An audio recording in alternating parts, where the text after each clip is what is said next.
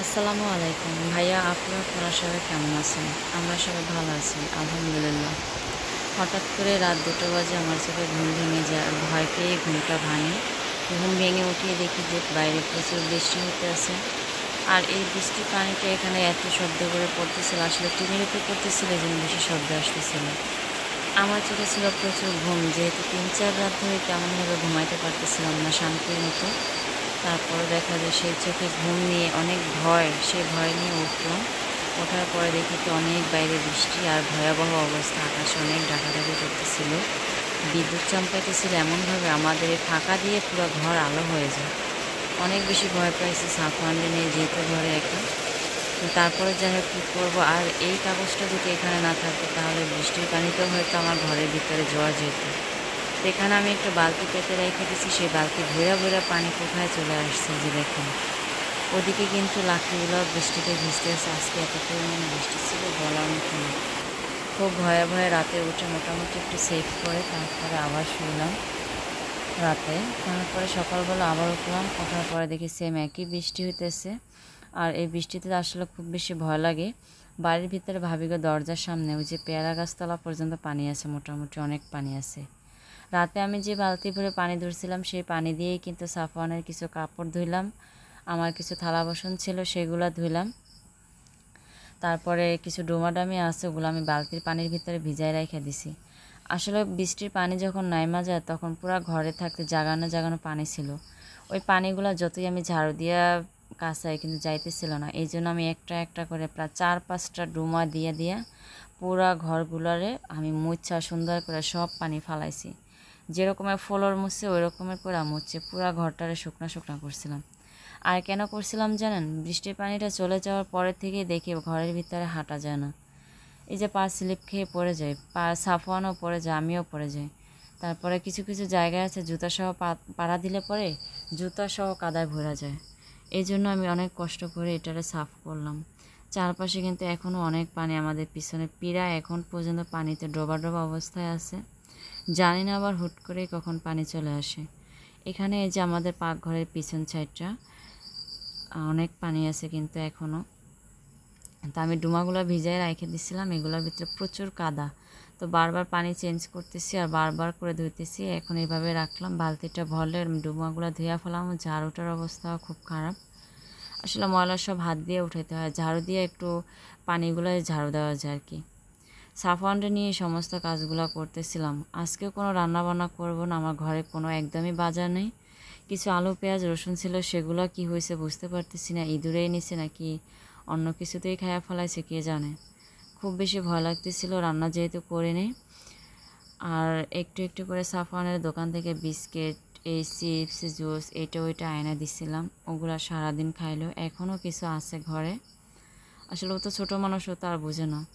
আর আমি হচ্ছে গিয়ে রান্না করে নেই, বাজারও ছিল না ঘরে, রান্না করার মতো কোনো কিছু ছিল না, সেজন্য রান্নাটা করা হয় না। ফাঁকা দিয়ে ঘরের বৃষ্টির ফোঁটা পড়তেছে। আর যেহেতু এখন সন্ধ্যা হয়ে গেছে তো ভাবলাম একটা ছেলেরে চড়া বানাই দিই। আটা চিনি লবণ দিয়ে একটু তেলে ভাইজা দিলাম ওরে, সেটাও খাইতেছে আর ওইটার থেকেই আমি খাবো। এগুলাই হচ্ছে আমাদের রাতের খাবার।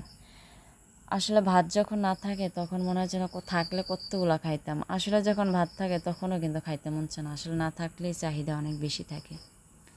অনেক মচমচে করে চাপটিটা ভাইজা নিলাম, সাফওয়ান আমি একসাথে খাবো। আর এটা খাইয়ে আমাদের রাতের খাবার মানে কাভার করে দেব। রাতে আর খাবারের মতো কিচ্ছু নাই ঘরে। আলহামদুলিল্লাহ অনেক চাল আছে ড্রাম ভরা, কিন্তু কোনো বাজার নাই। বাজার আনতে দোকানে গেছি, ভাইয়া কইতে আছে বাজার এখন তো হবে না, 2-3 দিন পরে নিতে হবে। আসলে দোকানে বাজার ছিল না, আলু পেঁয়াজ রসুন কোনো কিচ্ছু নাই। তো আনতে গেছি, হুট করে বৃষ্টিতে ভিজে ভিজে ভাবলাম যে দোকান থেকে নিয়ে আসি। তো যাওয়ার পরে ভাইয়া করতেছে বাজার তো নাই বোন, 2 দিন পরে নিতে হবে।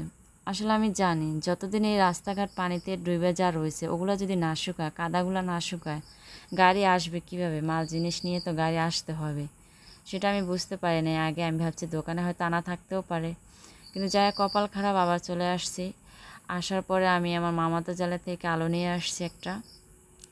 একটা আলু থেকে অর্ধেকটা আলু দিলাম খিচুড়ির ভিতরে, আর অর্ধেকটা রেখে দিচ্ছি। আমি আজকে শাক রান্না করব দুপুরে, আজকে রান্না করব। 2 দিন ধরে ভাত খাই না, মনে হইতে আছে যেন কত বছর ধরে ভাত খাই না। আসলে যাই কিছু খাই না কেন, পোলাও কোরমা বিরিয়ানি যাই খাই, ভাতের মতো তৃপ্তি কোনোটাই মিটে না। সকালবেলা খাওয়ার মতো কোনো কিছু ছিল না, অনেক বেশি কষ্ট করে চুলাটা জ্বালাইলাম। লাকড়িগুলো বৃষ্টিতে ভিজে গেছে, ফোঁটা ফোঁটা বৃষ্টি পরে অনেক লাকড়ি ভিজে গেছে। তো সেই জন্য চুলাটা জ্বলেই না, অনেক কষ্ট করে জ্বালাইছি। জ্বালানোর পরে আমি যে একটু পোলার চাল, একটু ডাল, একটু আলু দিয়ে খিচুড়ি রান্না করতেছি। আজকে আর সকাল সকাল চা খাবো না, একটু খিচুড়ি খাবো মা ছেলে। আর একটু আলু রাইখা দিছি। আমার মামি শাশুড়ি আবার অনেকগুলা কী বলে ওইটা, পুঁই শাক দিয়ে গেছে, কম হলে 1 কেজি হবে। আমি ওইটারে 2টা পোটলা করছি যে 2 দিন খাওয়া যাবে, আলু টালু দিয়ে হোক বা ডাল দিয়ে 2 দিন খাওয়া যাবে। সেই জন্য ওগুলো আমি এই খিচুড়িটা বসাইতেছি, ফাঁকে আবার ওগুলোও করতেছি, বিছানা গুছাইতে আসি, সাফওয়ানেরও সামলাইতে আসি। ও হয় কি কিছু কিছু সময় ছোট মানুষ তো একটানা 2-1 ঘন্টা খাটের উপরে বসে থাকতে চায় না। আর যখনই একটু নিচে নামাই দিই তখনই কাদার ভিতরে পাড়া দেয়, পুরো জুতা পা ওর কাদা গাইরা যায়। এমন এমন সময় আছে যে একটু শুকনো হয়েছে, একটা কিছু মাটির ভিতরে দিয়ে উঠছে, ওইটারে কী করে লাঠি দিয়ে সালাইতে সালাইতে উঠাইয়া ওই হাত দিয়ে ধরে। কি যে একটা অবস্থার ভিতরে আছি বিশ্বাস করবেন না, মনে হয় কি যে এর ভিতরে যারা মরে যায় তারাও মনে হয় শান্তি পায়। হ্যাঁ, আমিও মনে হয় যে মরে গেলে শান্তি পেতাম। ওরে নিয়ে এমন একটা অশান্তির ভিতরে আছি বলার মতো না। ওরে গোসল করে আসছি। আর ওই যে বললাম যে কেঁচো ওঠায়, এগুলো অনেকগুলো উঠছিল চারপাশে, আমি এবার ওগুলো সব লাঠি দিয়ে উঠে উঠে অনেক দূরে দূরে ফালাইছি। ওরে গোসল করাইছি, আমি গোসল করছি। গোসল করানোর পর ওর একটু খিচুড়ি দিলাম, ও খিচুড়িটা খাইতেছে একটু একটু করে। আর এই যে দুষ্টামি করতেছে, তো দুষ্টামি করুক, সমস্যা নাই। ওর দুষ্টামির ফাঁকে ফাঁকে আমার কাজ তো শেষ হয়ে যায়। ভাবির থেকে সে আলু আনছিলাম, অর্ধেকটা ছোট ছোট কুচা কুচা করে শাকের ভিতরে রেখে দিলাম। এখানে আমি একটু পেঁয়াজ আর একটু চিংড়ি মাছের ঝোয়া সব সুন্দর করে কুইটা বাইটা রেখে দিছি। আমি শাকটা বসাই দিলাম সুন্দর করে ধুয়ে, প্রায় হয়ে আসছে, একটু ঝোল দিতে হবে এখন। আর 2 দিন তো রান্না করেই নেই, আগের একটু বাসিটা ছিল সেটাও খাইছি, বারবার চা খাইছি, চাপটি ভেজে খাইছি, খই ছিল ঘরে, মুড়ি ছিল, সেগুলো খাইছি। সেজন্য আর বুঝতে পারিনি, কিন্তু আজকে যদি ভাত না খাই মরে যাবো এমন একটা অবস্থা, খুব বেশি ভাতের চাহিদা। এমন মনে হইতেছে কখন হবে আর কখন খাবো। হ্যাঁ, এরকম। আর এই যে আমাদের বিড়ালটাও, সে আমাদের পিছে পিছে ঘুরে ক্ষুধায়। ভাবছি রান্না হয়ে গেলে আগে ওরেও খাইতে দিব। সাফওয়ানরে 1 বক্স খেলনা দিলাম, সে খেলবে না। সে বলতেছে আমার চকলেট দাও। ওর জন্য আমি আয়না রাখছিলাম ঘরে 100 টাকার খাবার, যেদিনকে পানি উঠছিল সেদিনই। তো সেইটা 1টা 2টা এভাবে করে করে যখন দেখি বেশি আমার জ্বালাইতেছে, কাজই করতে দেয় না, চুলায় জাল ঠেলতে দেয় না, তরকারি বসাইতে দেয় না, ভাতটা হয়ে গেছে ঠিকা দেবো সেটাও পারতেছি না। সেম আর কি, ওই টাইমটার ভিতরে আমি ওরে কিছু কিছু খাবার দিয়ে আর কি একটু ঠান্ডা রাখছিলাম। এই কি, তো রান্না করা শেষ হয়ে গেছে, খাবো কখন। এর ভিতরে আমার ছোট ছেলেটা ঘুমায় গেছে, ভাবতেছি ওর পাশে আমি একটু শুয়ে থাকি। শরীরটা খুব বেশি ক্লান্ত আর দুর্বল লাগতেছে। ভিজা লাকড়িগুলো আবার চুলার উপরে রাইখা দিছি, যাতে আবার পরবর্তীতে চুলা জ্বালালে একটু চুলাটা জ্বালাইতে কষ্ট কম হয়। ভাতটা ঢেকে দিয়ে রাইখা দিছি, ওইটার এখনও ফ্যান ঝরে নাই। আর সাফওয়ানের সাথে আমি একটু ঘুমাই। বাইরে বৃষ্টি হতে আছে, একটু ঠান্ডা ঠান্ডা লাগতেছে, আর এই ঠান্ডার ভিতরে ঘুমাইতে একটু ভালো লাগবে।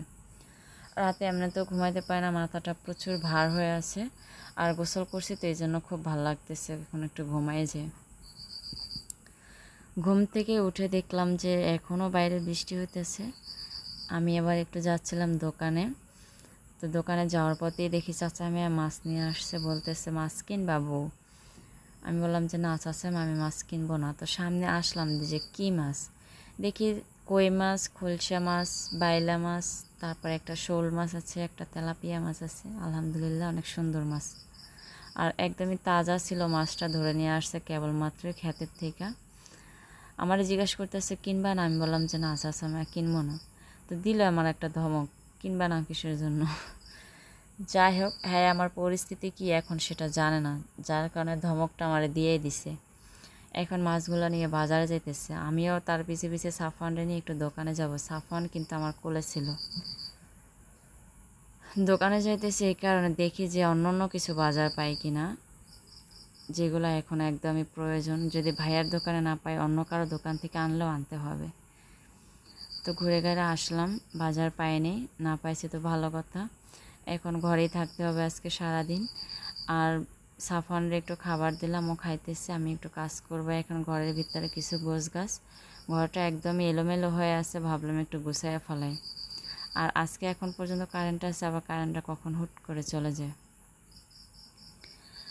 আসলে খুব অস্থির লাগে, চারপাশটা একদম পানিতে ভাসে তো, অনেক ময়লা পচার গন্ধ। একটুকু ঘরেও থাকতে পারি না, বাইরে গেলে তাও কাদার ভিতরে থাকা যায় না, কতক্ষণ দাঁড়ায় থাকা যায় বাইরে।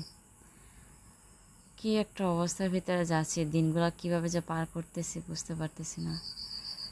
খুব বেশি কষ্ট হইতেছে, দোয়া করবেন আল্লাহ যাতে এই পানিগুলো খুব তাড়াতাড়ি আমাদের বাড়ির ভিতরে থেকে নাইমা যায়। এই গন্ধবাস আর একটুকু সহ্য করতে পারে না।